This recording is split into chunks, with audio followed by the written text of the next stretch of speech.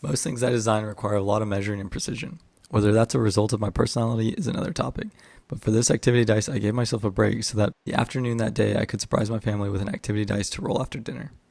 During our free time, it's a great way to leave the decision making to the dice on what we're going to do. And with the chores in there, there's an activity probability to satisfy everyone around the table. So here's a time lapse of the design process. The design took 52 minutes in total and about an hour and a half to print. If you want one of your own, you can find the design at freethoughtinnovations.com. And as always, thank you for watching.